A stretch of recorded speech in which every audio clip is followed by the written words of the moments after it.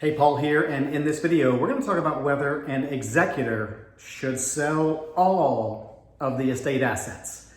All right, the origin of this question came from a comment to one of my videos. It was Izzy Miller yesterday, wrote a comment to one of my other videos that said, "Love the vids, Paul. How often does the personal representative or beneficiaries want to sell the entire contents of the estate, real estate, land, collections, cars, etc., with the exception of some personal mementos or belongings? Do a lot of clients or personal representatives spend a lot of time liquidating, and is it stressful / emotional? Interested on your perspective." Thanks, Izzy Miller, for the question. So tough one here, because this is really a scenario where, boy, every estate is different. And all I can do is just answer this question generally, given the history of me overseeing 30 years of settling estates. And so to paraphrase that question, it could be, should an executor sell the estate assets? The executor that's named in the will. They use the term personal representative. That's used sometimes, as the personal representative can be either the executor who was named in a will, or if the person didn't have a will and the court appoints an administrator, that administrator is also the personal representative. The question could also apply to the trustee of, for example, a revocable living trust, or rather the successor trustee, the one who's has the duty of settling things after the people who set up the living trust pass away. So I'll just use the term executor, but I'm really talking about any of those: executor, administrator, personal representative, or trustee. And then they also asked about, sometimes do the beneficiaries, or I guess you could say, do the heirs want to sell, and what's involved in that? So I'll phrase that one as well. Okay, so what's the law on is an executor supposed to sell everything? Is an executor supposed to sell some of the things? Is the executor supposed to notify the heirs if they're going to sell something? So the law, probably rightfully so, is kind of vague on the issue. And as I look at the executor provisions in our law, Louisiana succession or probate law, let's see here. There's a provision I was looking at before I cranked it up that said that a succession representative, personal representative, administrator, executor, is a fiduciary with respect to the succession, and shall have the duty of collecting, preserving, and managing the property of the succession in accordance with law. He shall act at all times as a prudent administrator, and shall be personally responsible for all damages resulting from his failure so to act. So it doesn't say anything about, they gotta sell it. It doesn't say anything about, no, they can't sell it. It just says they must act as a fiduciary and act as a prudent administrator. Okay, so what does all that mean? All right, so what I'm going to do here is really go kind of asset by asset in the typical estate, and just talk about what I see practically, traditionally, customarily. You fill in the word. But I would say that if an executor rushes to sell an asset and they sell that asset to the displeasure of one or more of the heirs, probably a good idea for that executor to really document thoroughly that asset was sold for fair market value. Okay, let's go asset by asset. But first, let's talk about real estate. And the problem comes when, mama and daddy die, and daughter comes, calls me or comes to my office and says, "Mr. Rabalais, let me tell you what happened.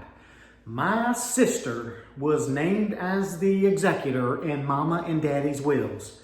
And after mama and daddy died, my sister, she went and got a lawyer, and they went to the judge, and the judge signed all that paperwork appointing my sister as the executor. And let me tell you what my sister did next. She sold everything mama and daddy had without telling me or my brother a word about it. She sold the house, which my brother's daughter wanted to live in. She sold all of daddy's tools, which my brother wanted to use to fix his back house. Now he can't fix it. And my sister even sold my mama's fine china, which my grandmama told me she wanted me to have. So I want to know if I can sue my sister, because she did all that stuff without even telling us." So it goes on and on and on. And so I'm like, just, listening. All right, so let's go asset by asset and take a look at, what's appropriate. First, let's talk about real estate. And when we talk about real estate, we usually start by talking about the family home. What's appropriate, what's traditional is if a daughter is the executor, does she have the authority to sell it? Yeah, she has the authority as long as she acts as that prudent administrator. And I'm talking about she's an independent executor, which virtually all executors are these days. There's another video, and I'll tell you what, I'll put a link to it on independent administration. But yeah, she's got the authority to sell it. Now, does she have the authority to sell a $450,000 house to her friend or her daughter for $250,000? No, she doesn't. She has to act as that prudent administrator, and she's, just like the statute says, responsible or liable for failing so to act, as the statute says. So yes, she can sell it. I would say it's practical before she sells that house to go to other family members and say something like, look, I realize this is the family home. It has, some of you may have some emotional attachment to it.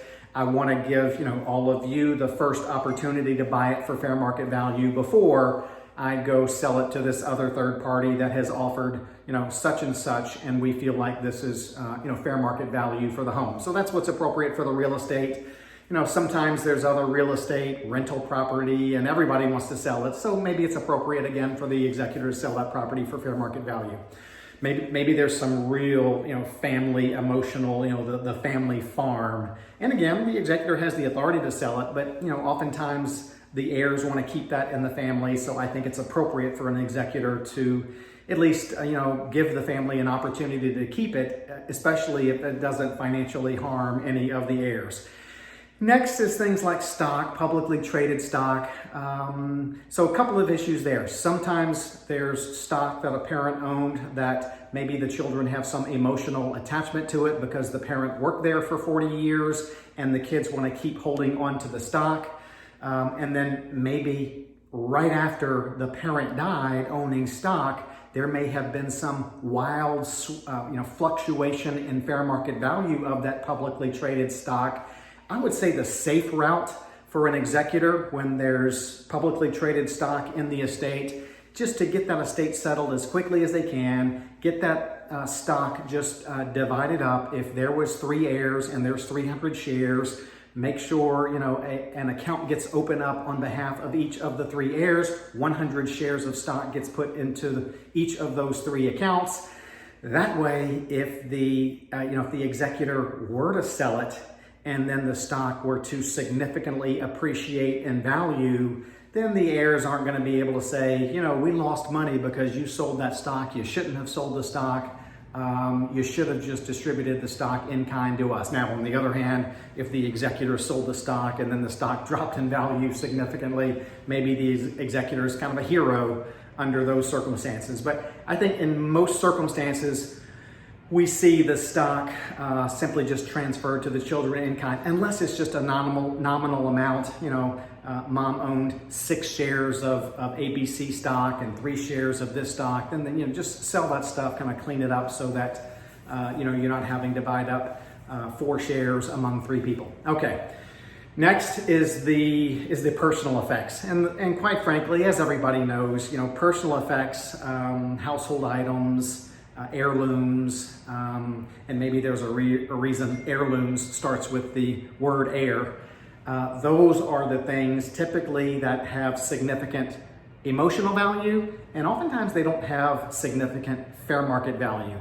So I would think it's kind of inappropriate for an executor just to go sell all that stuff at a nominal value without even communicating to the heirs, although they have the right to do it, as long as they act as a prudent administrator. There's nothing that says an executor can't sell the family heirlooms.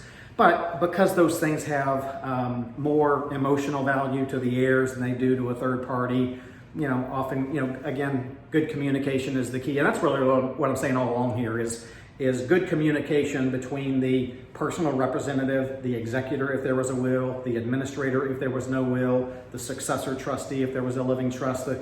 The good communication between that person and the heirs or the beneficiaries of the trust is really key to make sure everything go smooth. Now, I will tell you, if there's real estate that needs to be sold, it's often easier for that executor to sell it if there's one executor, as opposed to transferring that executor, that real estate to all of the heirs.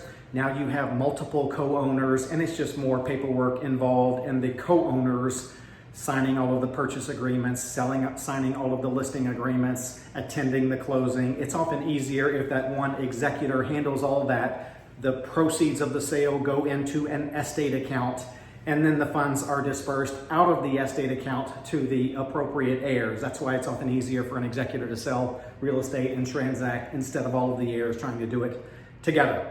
Now, I'll also say that if you are in the process of getting your legal affairs in order and you don't want to see your children bicker about he should or shouldn't have sold things, maybe you provide some communication to those successors, to those heirs, to that executor, to that personal representative, to that trustee. And that communication can either be formal in the documents, but typically we don't see it there. We see a lot of that kind of communication informally. The family meeting, the handwritten side letter, the just communication outside of the legal documents as to what your wishes are, that person that you name to handle things when you pass away, what you'd want them to do with those assets. Some parents say, I don't care, let them do what they want to with it, I'll be dead. Some parents will say, nope, I think it would be best if you just sell it and then divide up the money. And some parents will say, no, there's some assets that it's important to me that those assets stay in the family. So I'm going to instruct you to not sell that and just make sure it gets transferred to the heirs so the heirs can co-own it moving forward. So I hope that was a great question, Izzy.